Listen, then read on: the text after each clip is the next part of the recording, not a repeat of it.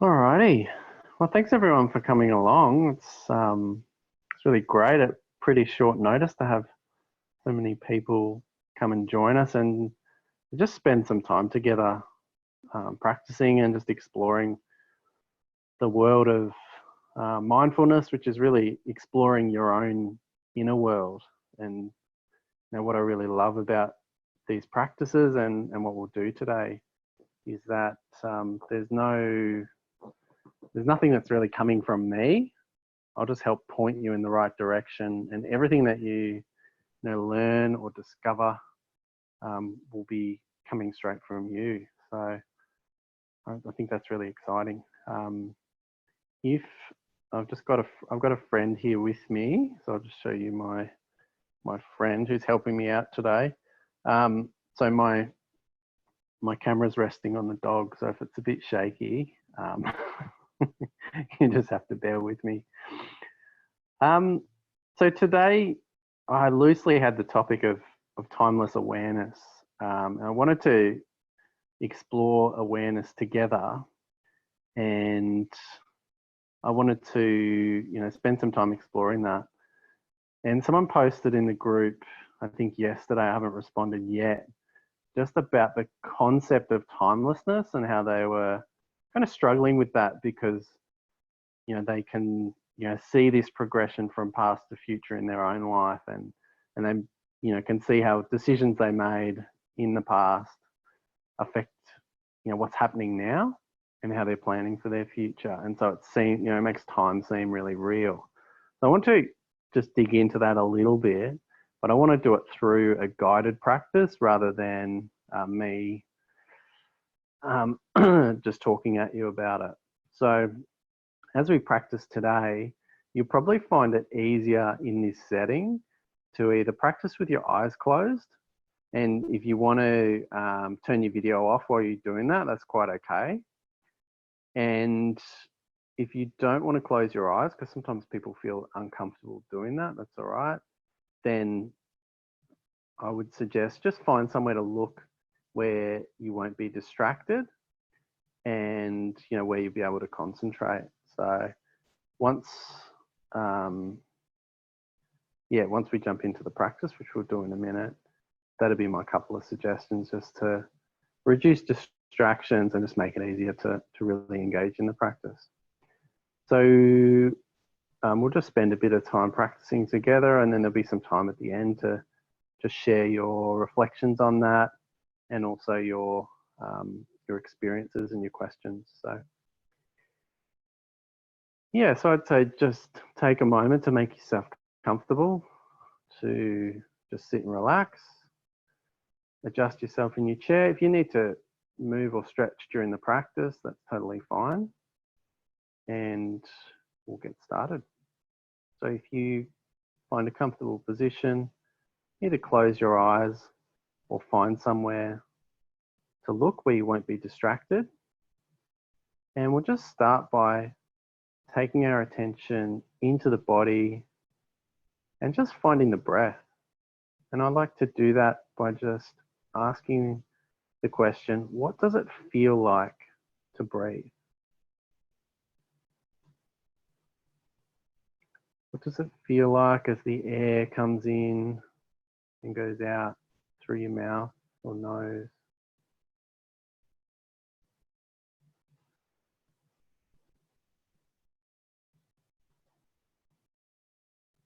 What does it feel like as your shoulders rise and fall?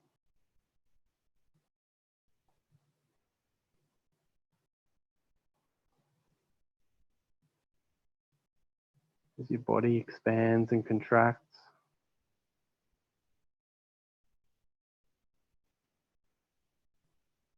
And as we shift attention from thinking and from story to experience, awareness, sensation, we can just notice that our experience, maybe not our mind, but our experience might start to just slow down a little bit.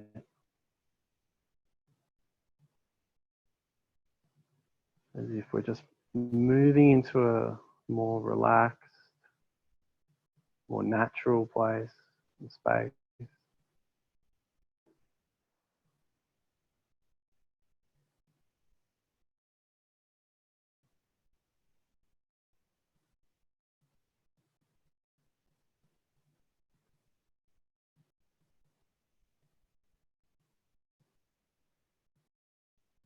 And really honing our attention into this one breath just now, feeling this in breath,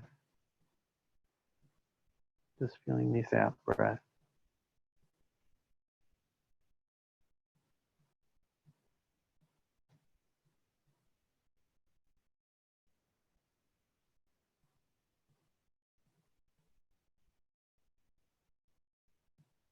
And really just shifting that focus from the thoughts that have probably occupied your attention for most of today, to this direct experience of breathing.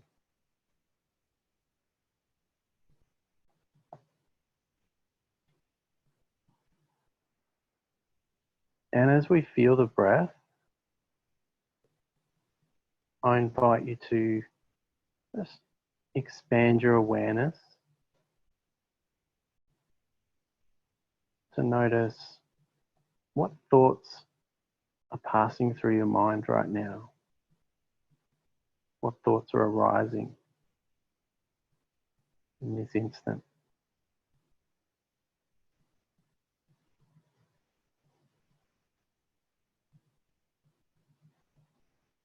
So we're just feeling the breath and really focused on watching. Not wanting to get caught up in those thoughts, or start playing with them, or even trying to control what thoughts come and go. But really just watching and just feeling the breath in the background.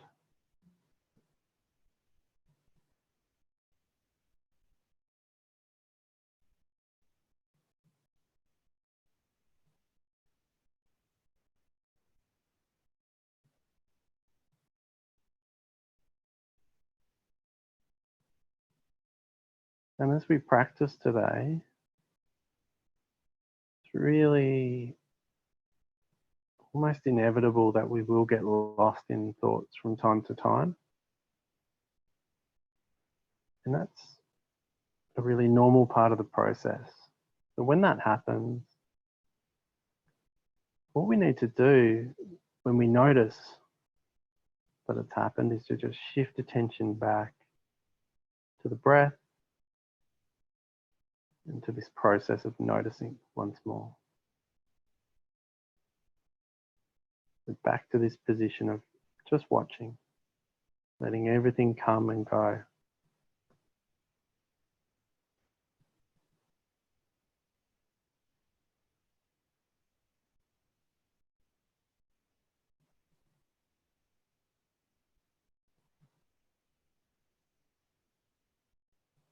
Now, as you watch those thoughts, you might notice that almost every thought is about either the past or it's about the future. Now, some thoughts aren't really about either. Sometimes might be just random snatches of song lyrics, of things that aren't connected to your identity and your story. But aside from those, most of our thought processes, most of the content of those thoughts is about what happened or about what might happen.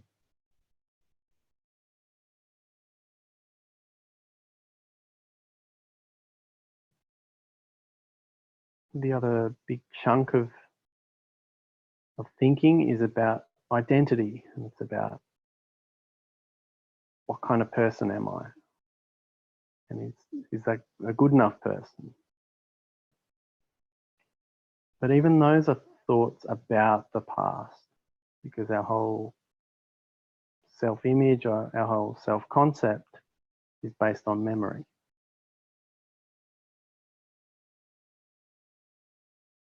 So as we breathe, and please, as you listen to the words, but keep feeling the breath and keep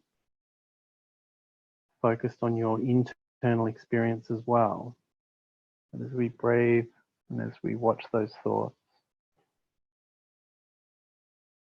we can see that what we call the past only exists for us now as a memory. The only evidence of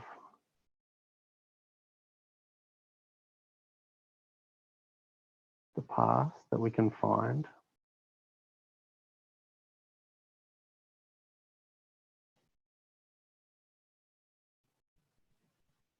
are these memories, these thoughts that refer to something that happened.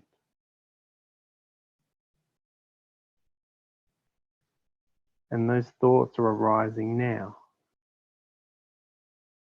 Those memories are arising now. And if they're not arising now, then we have no awareness of them. And to us, they don't exist.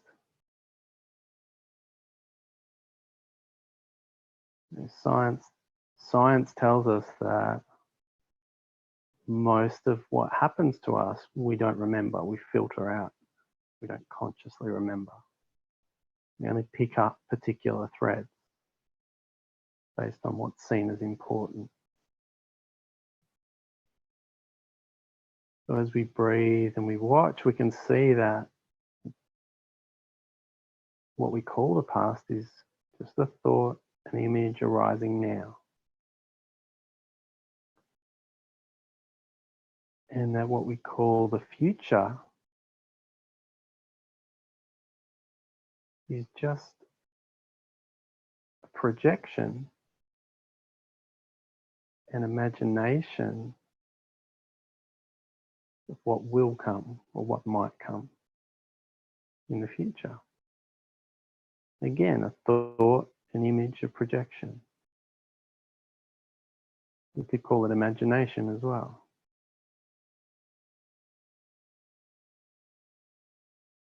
So as we breathe and we watch, I want to say a couple of things on this. So just listen, feel your breath. Don't have to agree or disagree. But just let yourself process the words and see what insights come up. So when I talk about timelessness, I'm merely stating it a fact from my point of view that in my own experience, everything happens now. There's only now. And that these memories and these projections happen now. And so we could get into a debate about whether the past or the future exist as real things. But I'd much rather explore what's true in your own experience.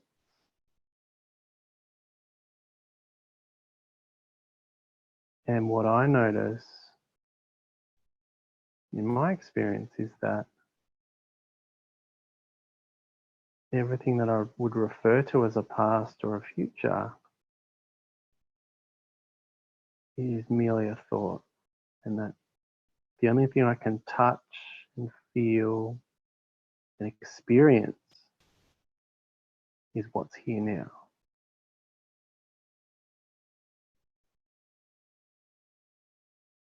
And that everything that I touch, feel, and experience is arising in this timeless space.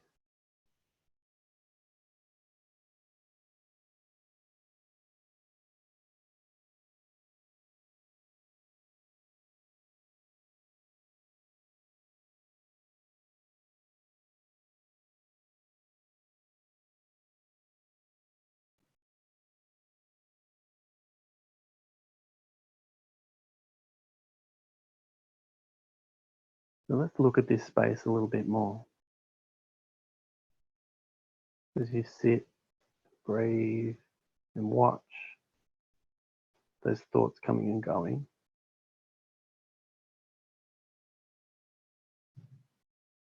See if you can notice what the thoughts are arising in.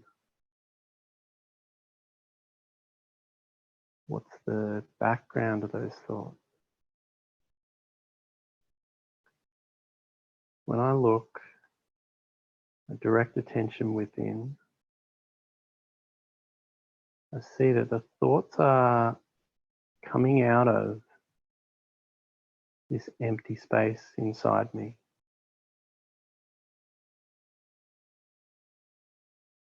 The thoughts seem to arise out of this space and then they disappear back into it.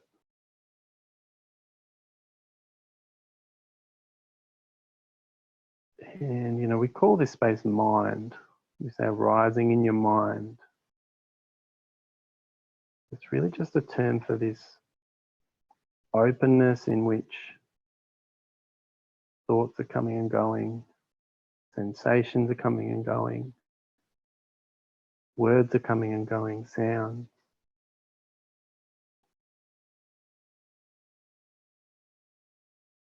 Because when we look inside, there are three obvious elements to our experience. There are what we could call things, objects, thoughts, sensations, such as the feeling of breathing that's there now.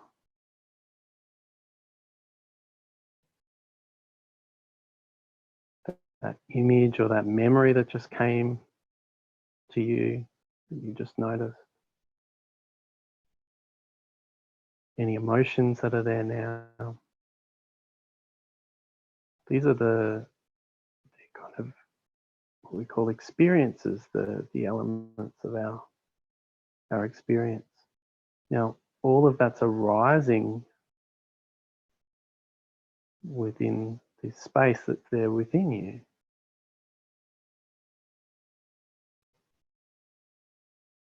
Within what we could call mind, we could call emptiness, you don't have to call it anything really.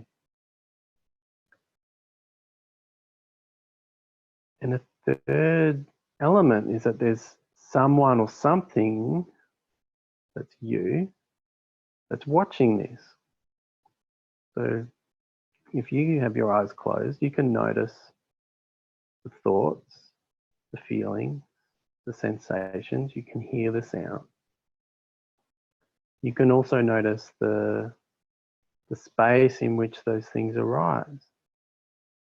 You can hear silence when the sound disappears.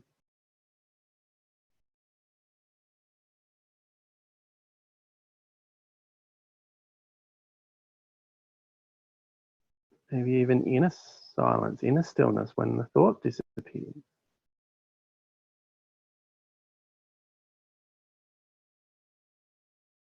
And between and around those emotions that arise, there's this inner space as well.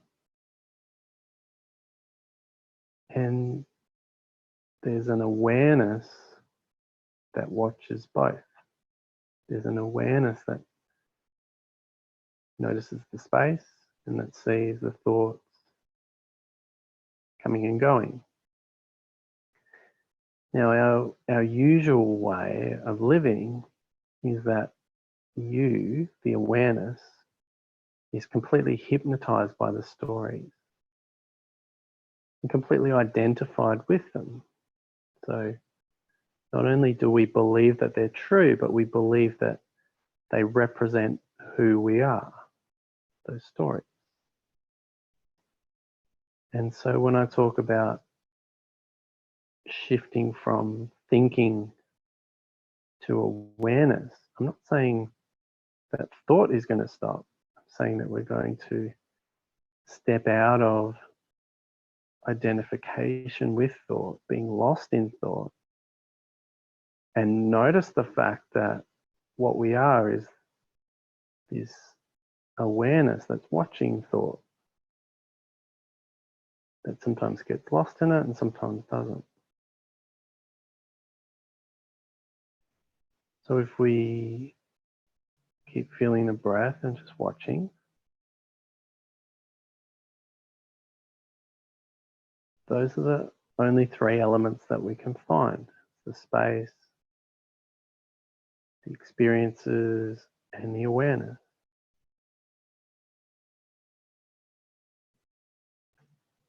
And you know that the experience is not who you are.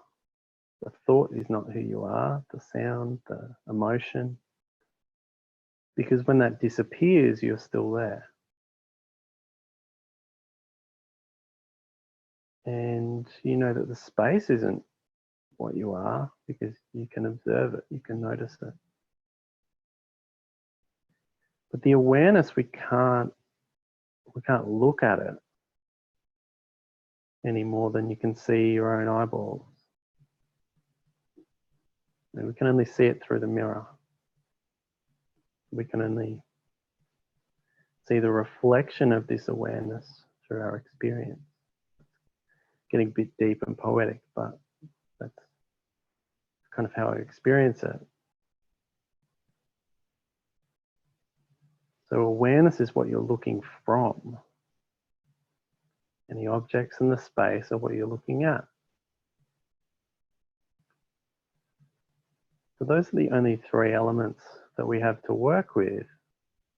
And so within that, you know, there is this apparent time that occurs. You know, there's what we see and hear and experience changes. And to track that, we call it time. And we don't need to get rid of that. There's no problem with that as a tool. As long as we know that it's a map, that what we call time is a map that helps us to navigate the world. It's not the world itself. So it's a model that we use to make the process of living flow easier. That's great, beautiful. And that we can use to play, we can imagine, we can plan, we can learn, we can remember, we can play in that space. You know, the trouble comes when we start to prioritize what we call future or get lost in what we call past and lose touch with what we call the present moment. What we call the present moment is really this awareness that we are. And it's really this, you know, this open space that everything's arising in within you. So let's keep noticing that and keep in contact with that now.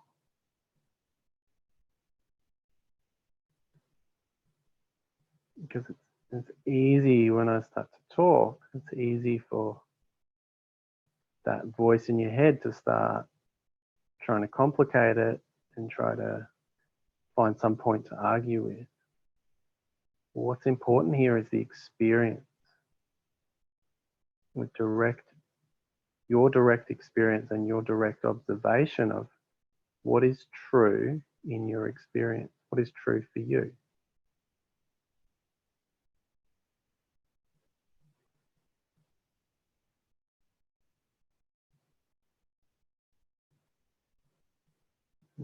So what I know is true for me is that this awareness that I'm looking from has no sense of time in it. There's no sense of, doesn't have an age, doesn't have a start and an end that I can point to. It's just always been, as long as I remember.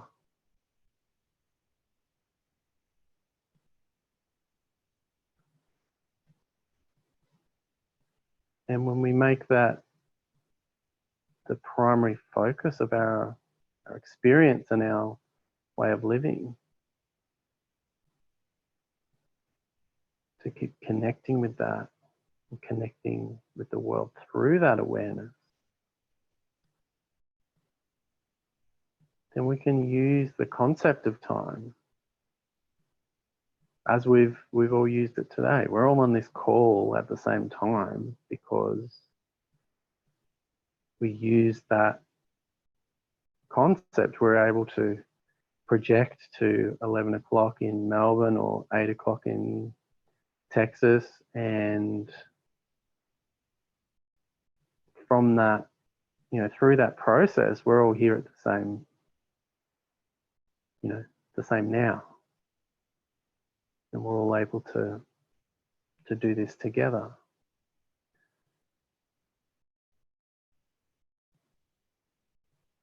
And so we can use that concept skillfully to navigate the world.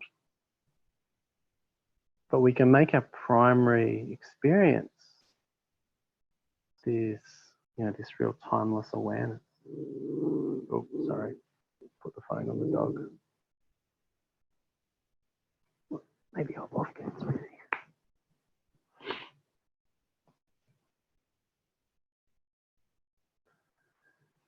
So I want to move away from these words again a little bit and back into the body, back into the practice. And then we'll just come back and explore this at the end and open up to some questions. So as you feel the breath,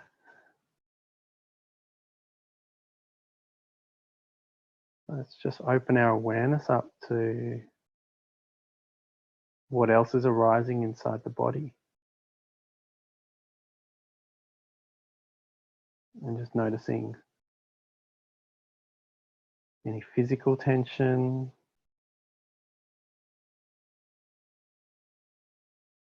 or any emotion that's arising right now. And again, see if you can feel what's there inside you now without needing to label it,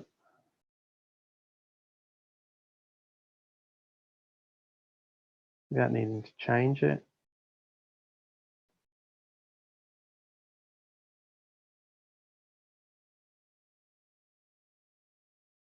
And without even needing to call it anything or do anything with it, or just interested in directly experiencing what's happening.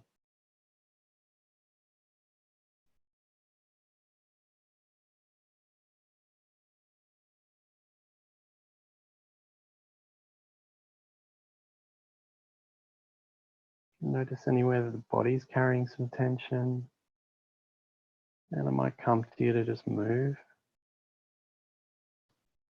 Just stretch that a little. And again, that's okay. We can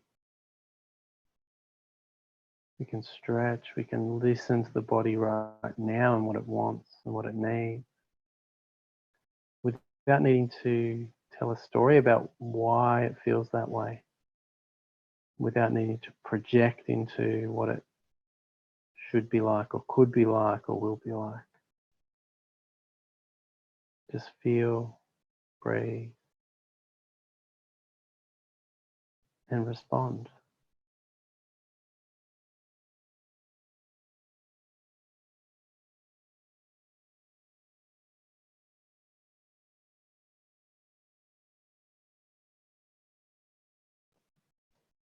And so whatever is there now, see if you can just allow what's arising in this space to be as it is.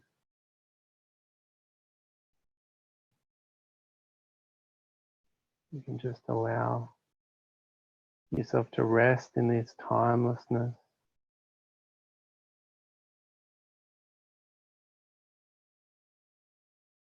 With nowhere to be.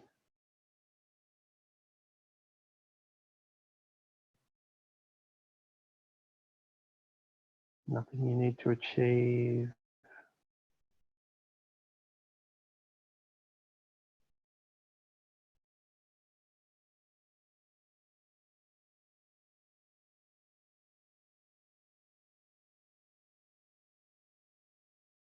Nothing to become.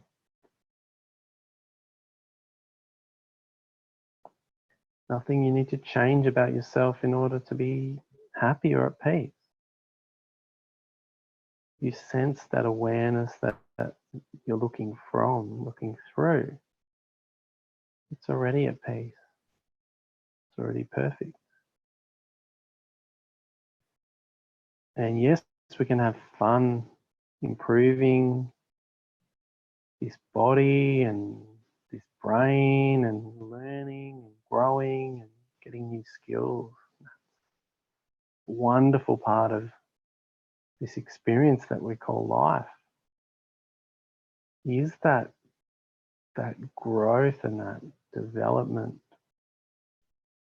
from this perspective. And yet what we are, this awareness that we are, never change. And at the same time, that awareness seems to love creating and growing and learning. And you look at the world outside us and the amazing, this richness of species and forms and this incredible dance that's out there. It's also in here. And so we don't need to turn away from that process, growth and creation, but we can do that not as a way to find happiness or fulfill ourselves as people, but just because it's fun and we enjoy it. And so if you find this awareness, or if you don't have to find it, you are it, you're looking from it. But if you notice that,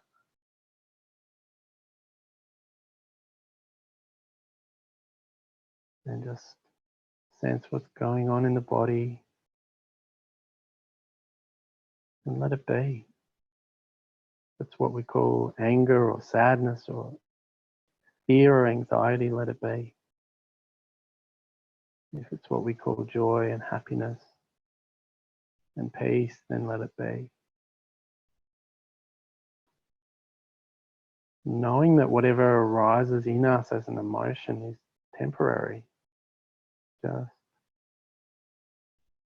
what's here now is going to dissolve at some point. And some now.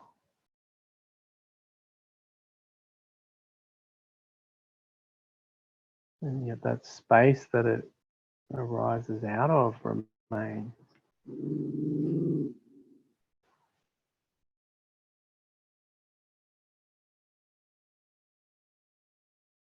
And the awareness that's watching the whole dance remains.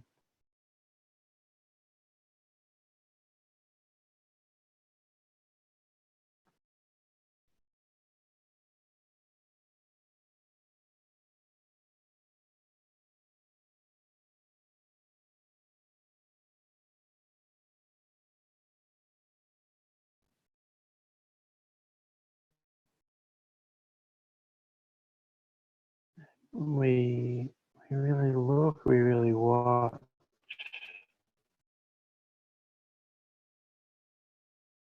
You can see just through our observation that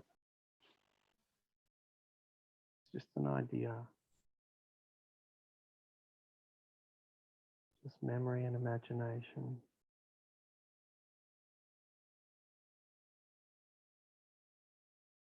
And yet, using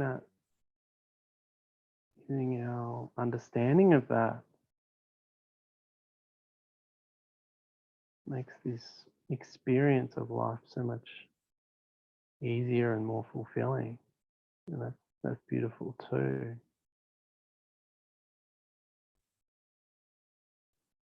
And we can do that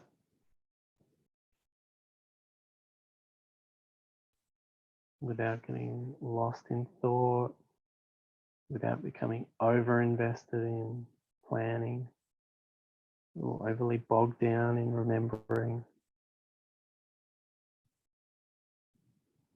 And I think, 2020 is definitely the year for noticing that what we believe, when we plan for a future, that we're really just building a sandcastle that's probably not going to be there in the morning. That whatever we can plan for and expect and hope for certain things, but life has its own way and its own path, and if we skillfully respond to that in the best way that we can, then we can enjoy this experience and care for each other in the best way that's possible for us now.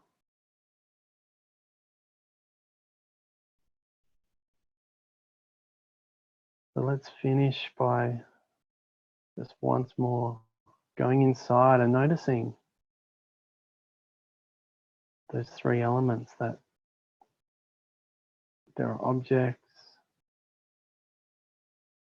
there are thoughts, there are sensations, that there's a space in which those arise.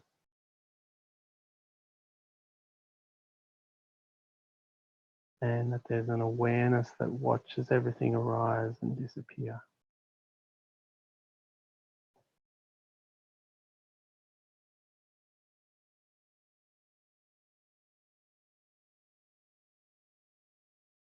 You might also notice that you have no control over what arises. You don't control what thoughts come, or what emotions come, or what sounds come, or sensations.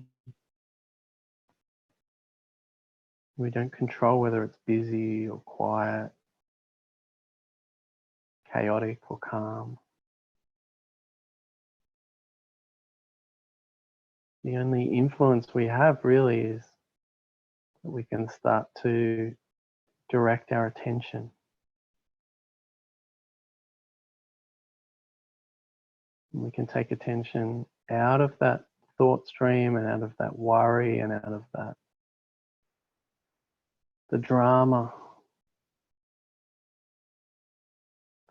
The voice in your head is working hard to create, and we can withdraw the energy and the attention from that and really just start to be present with ourselves and notice what's arising now. And that's all this practice is. Really, really simple. So we're not trying to improve ourselves. We're not trying to achieve something or become calm or quiet. We're just learning to shift attention from thinking to noticing, to curiosity, to awareness. And that's all we can do. And you can only do that as much as you can do it now. If you keep getting lost in thought, don't worry. Keep coming back as often as you can. And just know that every time you come back, that habit gets a little bit stronger, And the thought stream loses a little bit of power, even if you don't notice it today. Don't notice that difference.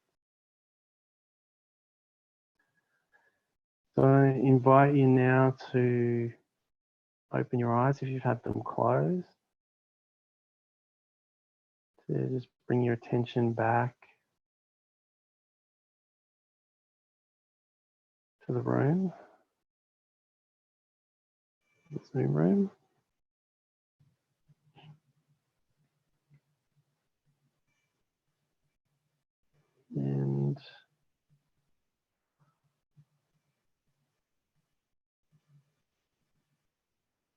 And I just want to open the floor up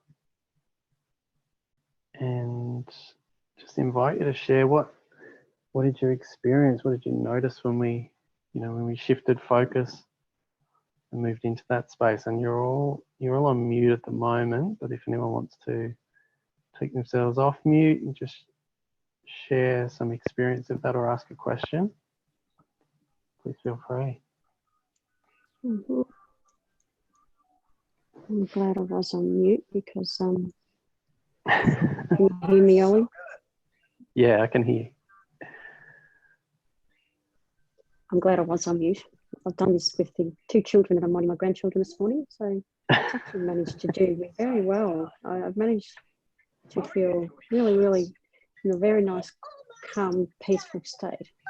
Not that I wasn't, but I was taking notice of that you're talking earlier on about the thinking, past, which to me is rumination, and then the future, which is projecting. So sorry about the background. That was really, yeah. Oh yes, different ones.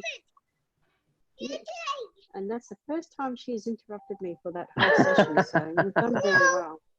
You do that now, and I'll let somebody else talk. But yeah, that's what I got out of it. It was brought me back to a balance with all those things going on. Yeah. Just put to that thought. Yeah. That's what it is, and then just go, let it go, and go to another place where there's much more nothing. Anyway, thanks, Ollie. I'll let somebody else talk, and I might mute it as my background can get a bit noisy all of a sudden. Yeah, I know. I think that's a wonderful thing about living with children or living with animals, is that it really, if it's just sometimes, particularly if our life is going fairly well, we can kind of have our practice in this bubble of where it's a little bit sterile, and we almost have a sense of peace, but some of it's because we've got the world around us fairly well controlled for a little moment, and then you can't really do that with children or animals. But life always seems to throw something at us that will kind of check, are we actually okay with reality as it is, or were we just okay with it because it was going roughly the way we wanted? So that's really nice. I really enjoy that living with children, and that you just have to respond to whatever comes now, and there's no moderating things to try to make you happy as the adult, hopefully. So thanks for sharing, Jen. That was really, really lovely, and lovely to hear some little voices in the background as well. Would someone else? You're right. Thank you again. They totally are focused on the present when you're with a child.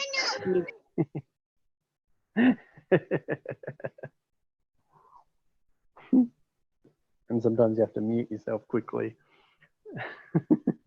Thank you, Jen. Thanks, Ollie.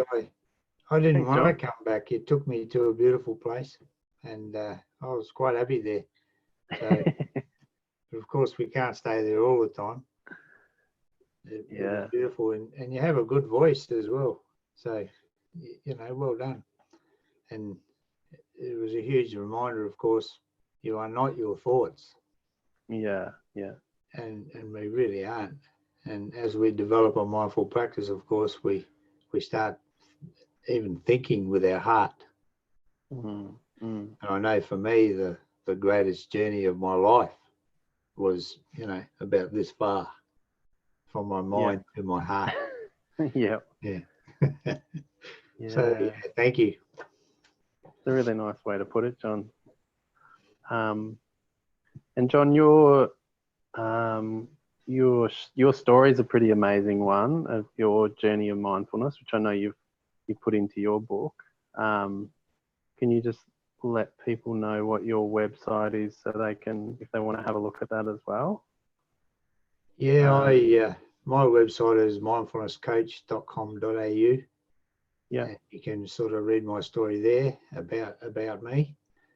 And my story, just very briefly, I died in a truck smash in 1982, not far from Bendigo at Kilmore on the Hume Highway. Yeah. And I was obviously revived, and I woke up sometime later in Kilmore Hospital. Terrible name, isn't it? Kilmore. Yeah. It killed me, but yeah. it was in the fog. And so started what I call my 15 dark years now. And I call them dark years because I was blind to the truth. I didn't really know what was going on. And later that year, in 1982, I was diagnosed with mental illness. And 15 years this went on. I was pretty smashed up too, but the physical injuries paled into insignificance, really. I had operations and things. But it was the 15 years of being diagnosed with mental illness. And I think that was the worst part of it, being actually diagnosed. And I spent time in mental health units, and I was suicidal at one stage. I had electric shock treatment. And by 1997, I was pretty much rock bottom. And mental health professionals told me that what I had was incurable and that I'd have to take medications for the rest of my life, and I probably would never work again. And that's when I got my miracle, what I call my miracle, when an old friend who I hadn't seen for nearly 20 years before my accident, he left Wagga Wagga, that's where I was living at the time. And he was passing through town, and it was on World Mental Health Day, or what was to become World Mental Health Day, 10/10 in 1997. He knocked on my door and told me his story. And 2 days later, I had what I can only call a spiritual awakening, and my life started to change. And I still had unhelpful and negative thoughts, like we all do. But in 2009, when we decided to move to Grafton, I thought, what would I do? And through my dark years, I did training as a counsellor. So I was a counsellor, and that's what I decided what I wanted to do. But I didn't want to call myself a counsellor. I preferred coach. Yeah. So that's what I did. And I started my mindful practice then, and it didn't take too long for those unhelpful and negative thoughts to take a back seat, because like you, I realised that we are not our thoughts. Yeah. And because I used to dwell on them and ruminate on them and go to the past and, all those sorts of things. And of course, when you learn not to do that, when you start observing your thoughts, then everything changes, of course. Yeah, so that's just briefly my story. And in 2015, I started an organisation called mindfullymad.org, which you're a part of, and a very important part I might add to. And it's grown and it's become a bit global now. Mindfullymad.org, and MAD stands for making a difference. So we're in this together, of course, and we all are. And we can all mindfully make a difference in our own families, our own lives, whatever, within our community. So keep up the good work, Ollie. I just love what you're doing. Yeah.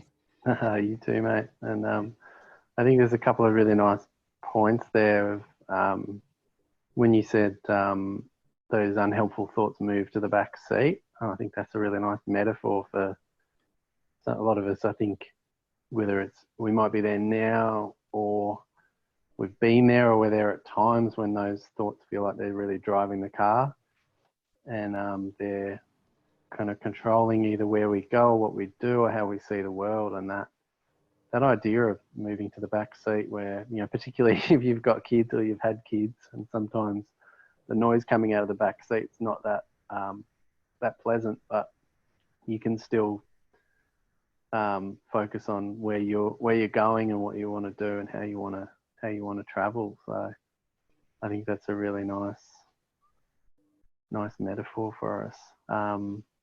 Yeah, and I think that, like you say, John, that we're all, whether we call ourselves a teacher or a coach, or we're just a person who's trying to live more connected with themselves, all of that has a big impact on the people around us, and that has a, like I know you, John, you talk about that ripple effect of, you drop a rock into the pond and then it kind of radiates outwards. And I think that our state of being in each moment really does that, whether we're aware of it or not. So thanks. Yeah, Thanks see, for sharing that. I'm one of y'all's ripples, because what you don't know is that back in 2014, when I got a divorce, it was thanks to the two of y'all that I was able to back up and keep moving. Really? And yeah. And so, like, to be able to sit here tonight and, be able to hear y'all and see y'all and talk to you is like this huge experience to me. And it's just a Monday night or a Tuesday for y'all or whatever. But for me, Yeah. it's this huge, monumental thing that these are these I've read and I've followed. And so, I really appreciate it. Yeah. So can you are you happy to talk a bit about not, you don't have to go into detail, but No, I can talk about it. I mean, what was helpful at that time? Like what kind of? well, it was chaos. I had a 3-year-old, not even quite, no, she was 2. I had a 2-year-old. I had a husband who left me for a girl who was 15 years younger. And I was in a new job in a new city. Everything was new.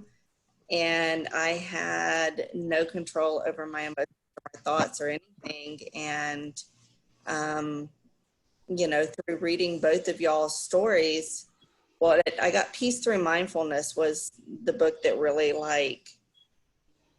turned it around for me. And just the idea that I can quiet everything. I can sit for a moment and actually catch my breath and breathe, and I don't have to be overrun by all the thoughts and all the racing and all the emotions, and I don't have to be anything here. Just that feeling that you don't have to, you have nobody's expectation should rush you to be anything or do anything. You're just here. That's our only job, is to be. And so it helped get me to a point where I could kind of get a hold of everything. And I remember people used to ask me, I don't know how you're doing it. I don't know how you're doing it. Because it was for a couple of months there, he lived in the same house with me even after the divorce and was dating the girl and everything there. I don't know how you did it. And it's like, I don't either. I don't either. I just got up and I just did the day. And it was let me do the next 30 minutes and just be here for the next 30 minutes and then do another, and and you walk yourself through it. But there was just a lot of times that both of you were there without ever knowing that you were there. That makes sense. Yeah. Thank you. That's really nice to know that we were there. Yeah, good feedback. Thank you. Yeah. And I think it's amazing how often those things that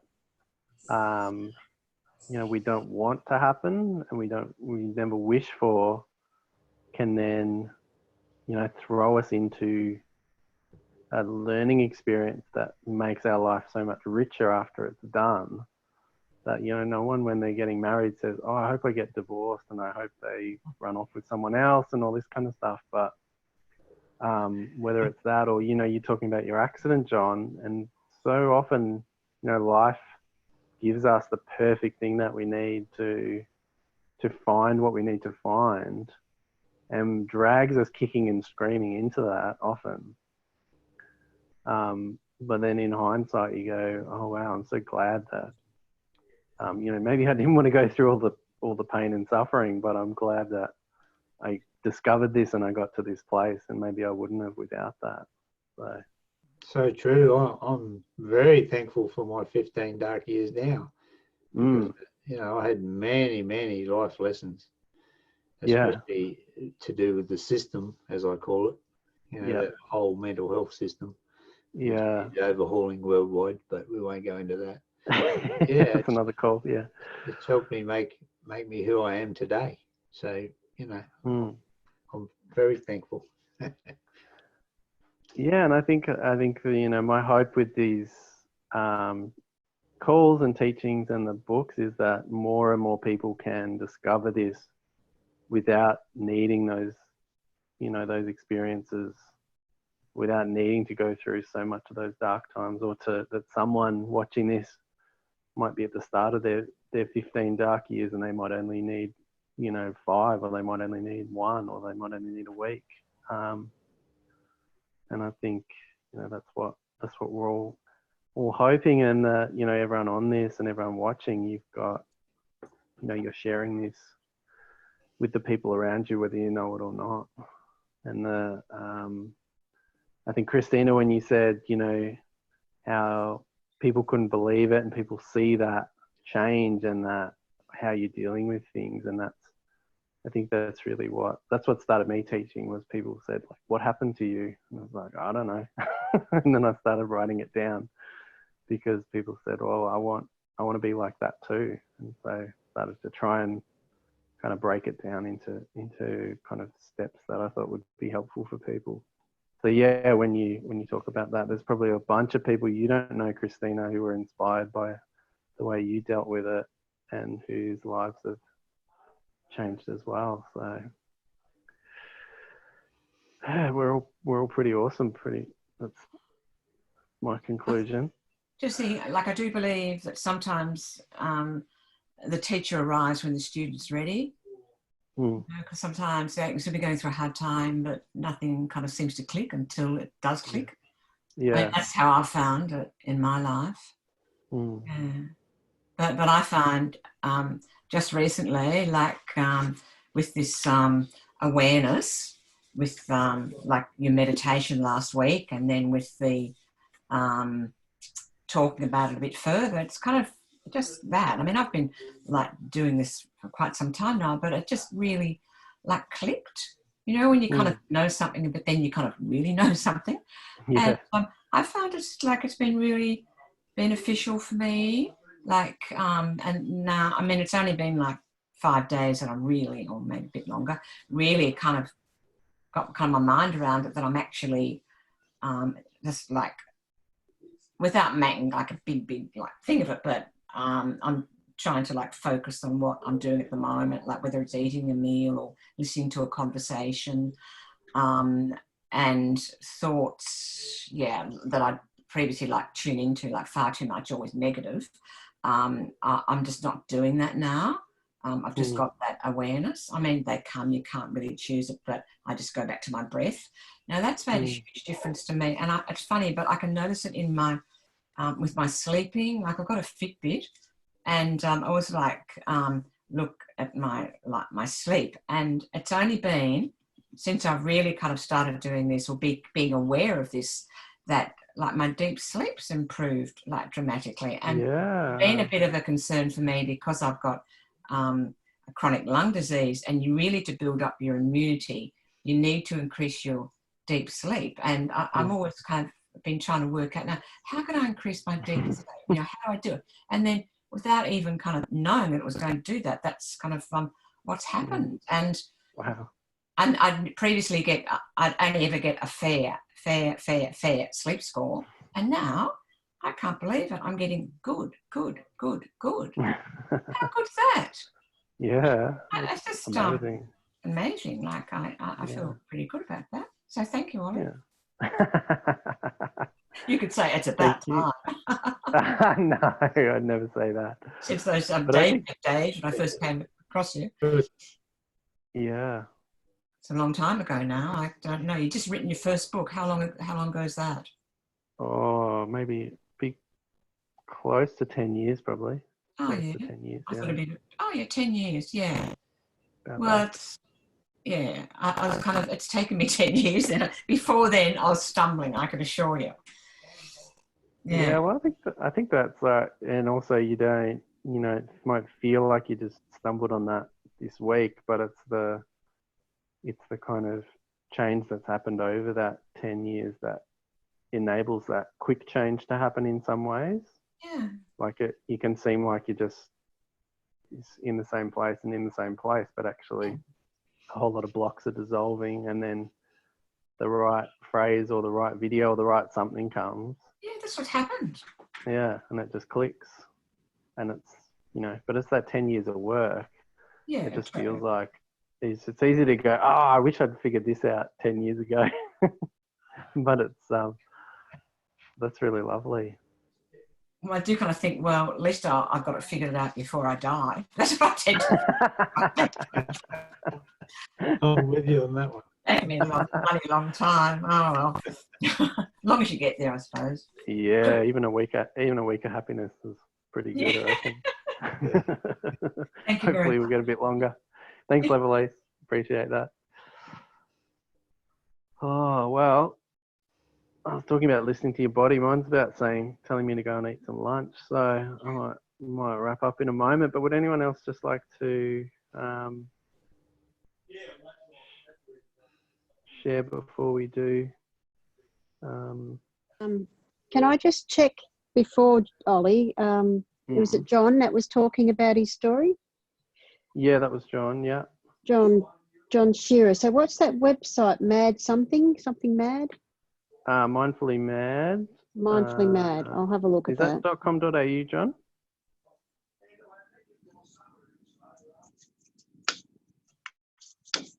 Sorry, I muted you, John.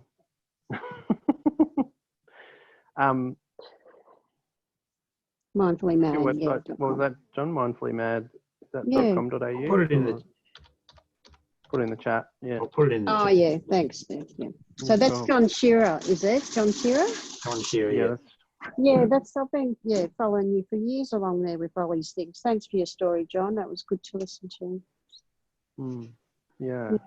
Yeah. Yeah, Mindfully Mad, it came to me that I don't take credit for anything I do because I see myself as a channel, you know, for a lot of years now. And every morning I pause and connect and, you know, I say, what are we doing today, soul? S-O-L. And soul is an ancient Roman word for the sun because I see the sun as my source energy. And that's just me. And, well, it's also the source energy of the planet, isn't it? When you really think about it. Yeah. And I say, I give thanks and say, what are we doing today? And then I pause my mind and the next step comes. And in 2015, that was the step. Sometimes it's nothing. Just have a rest today. It's good enough. You know, doing nothing is doing something. Yeah. But Mindfully Mad is somewhere where you can find a mindfulness mentor like Ollie. Or you can tell your story there. There's quite a few stories, including my own. So you can look there, tell your story on mine, as well. And it's where we celebrate Mindfulness Day, something I started in 2014 when I invited Australians to a Facebook event called Mindfulness Day. It's currently happening now, first Sunday in May. And it was brilliant. It changed my life and, you know, changed a lot of other people's lives as well. And that ripple effect, because I'm part of my old friend's ripple. I've never seen him since either, you know. He knocked on my door and told me his story. And it's like he was a ghost. He disappeared. And I regularly try and find him on social media or wherever. He may not even be alive. But he was certainly my angel. No doubt about that. And he has no idea what he did that day.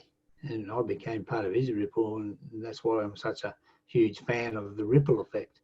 Because, you know, just sowing a seed in someone, you don't really know what's going to happen, you know, if that seed germinates and grows into something beautiful. And I've certainly seen that a lot too. Yeah. Thank you, John. Well, thank you, everyone. And if you do have follow-up questions or anything, feel free to email me, or if people aren't, I think most people are probably in the Facebook group, but it's just Mindfulness with Ollie Doyle. You can find it on Facebook, and that group's a really great space for sharing as well if you're on social media. If you're not, yeah, shoot me an email anytime. And I'm hoping this will work this recording will work as a podcast and as a YouTube video. So look out for those in the next kind of week or so. But otherwise, thanks everyone for coming today. It was really great to have a bunch of us on and just to hear different people's stories and get time to sit together. So thank you all very much. Thanks, Ollie. Thanks for that, John. Thanks for sharing, and Lebanese and Jen and Christina and those who just watched and joined in that way. It was great to have you along as well. So thank you all.